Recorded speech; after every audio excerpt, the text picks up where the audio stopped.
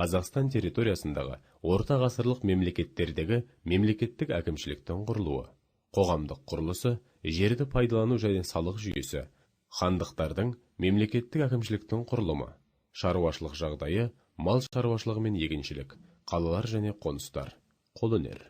Құрметті балалар, бүгінгі тақырып сіздерді Ақ-Орда, Моғолстан, Ноғай ордасы, Әбілқайыр хандықтарында болып, олардың орта ғасырдағы құрылымымен танысуға жетелейді. Сонымен, аталған мемлекеттер құрылымы феодалдық қатынастарға негізделген. Мемлекет басында ұлы хан тұрды. Хандық билік мұрагерлік жолмен атадан балаға қалып отырды.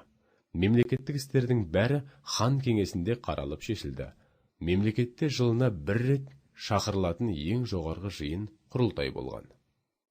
Ақ-Орда, Әбілқайыр хандығы мен Моғолстанда түрік тайпаларының басшылары әмір деп аталса, Ноғай ордасында мырза деп аталған. Бұл мемлекеттерде әскери қызметкерлерге бек атауы жиі берілген. Мәселен, Ұлысбек, Түменбек, Мыңбегі. Қарапайым халық Қараша аталған. Шыңғыс хан басып алған жерлерін өз балаларына бөліп беріп, ол жерлерде ұлыстар құрылды. Олар Жошы ұлысы, Шағатай ұлысы, Үгедей ұлысы. Ұлыстардың өзі бірнеше иеліктерге бөлінген. Жазба деректерде ұлыс сөзі ел деген ұғымды білдірді. Осылайша, орта ғасырлық Қазақстан халқының әлеуметтік құрылымы алуан түрлі болды. Олар ұлыс, ел, аймақ, тайпа, қауым тағы басқалар. Орта ғасырлық мемлекеттердің мемлекеттік әкімшілік жүйесі билеушілер мүддесін қорғауға бағытталды.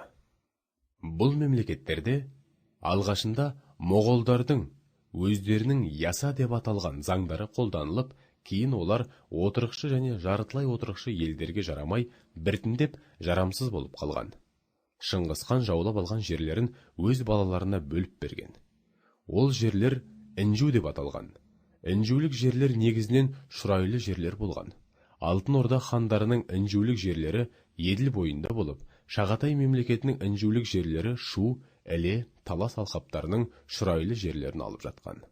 Жерді бөлу немесе оны басқа біреудің билігіне беру құзыры тек ханның қолында болды. Мына жазба деректерге қарағанда, жер иеленудің бірнеше түрі болған. Бірінші, мемлекеттік жер. Тікелей хандардың қарамағындағы жерлер. Екінші, інжулік жерлер. Шыңғыс тұқымдарының жасау ретінде алған жерлері. Үшінші, бакфтық жерлер. Дін иелерінің жерлері. Төртінші, шаруалардың мүліктік жерлері. Отырықшылық аудандардағы жерлер. Бесінші, сойырғал, иқта, әскери немесе мемлекеттік басқару ісінде ханға адал қызмет істегендерге берілген жерлер. Бұл мемлекеттерде алым-салықтың бірнеше түрі болды. Олар төмендегідей. Бірінші, тағар. Әскерді азық-түлікпен қамтамасыз ету үшін жиналатын салық түрі. Екінші, қалан. Жер көлеміне байланысты салынатын салық түрі. Үшінші, құшыр. Жан басына және мал басына салынатын салық. Төртінші, зекет. Мал салығы. Бесінші, харадж. Баж. Отырықшы егінші аймақтардан жиналған салық. Шаруашылық. Моңғол шапқыншылығы барысында бұзылған шаруашылық түрлері 12 ғасырдың соңына таман қайта жандана бастады. 14-15 ғасырларда табиғи климат жағдайларына байланысты шаруашылықтың үш түрі қалыптасып дамыды. Бірінші, оңтүстік Қазақстанда отырықшы мал шаруашылығы, өзен көл маңында дамыған. Мұнда егіншілік те өркендеген.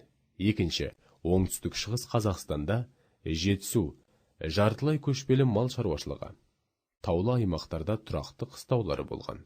Мұндағы көшіп қону бағыты 100-150 шақырым шамасында болған.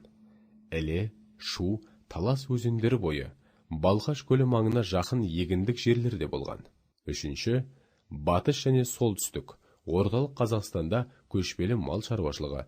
Шаруашылықтың бұл түрі осы аймақ тұрғындарының көшіп қону бағыттарына байланысты қалыптасты. Бұлардың көшіп қону бағыттарының қашықтығы 800-1000 шақырымға дейін барған. Осы қарастырып отырған мезгілде Талас, Шу алқабындағы қалалар қайта қалпына келтіріле бастады. Оңтүстік Қазақстанда Сығанақ, Отырар, Ясы, Құмкент, Созақ қалаларының тіршілігі қайта жандана бастады. Дегенмен, қалалардың тіршілігі моңғол шапқыншылығына дейінгі деңгейге жетпеген. Осы орта ғасырлық қалаларда дамыған қолөнердің бір саласы қыштан түрлі ыдыс-аяқтардың жасалуы болды. Сонымен қатар, қалаларда мыс қорытып, қоладан түрлі бұйымдар жасау кәсібі өркендеді. Зергерлік бұйымдар жасау дамыған. Қазба жұмыстары барысында қала орындарынан түрлі күміс, орама, білезіктер, сырғалар, тағы да басқалар табылған. Әйнек жасау кәсібі де қайта жанданған. Әйнектен жасалған түрлі түсті ыдыстардың сынықтары табылған.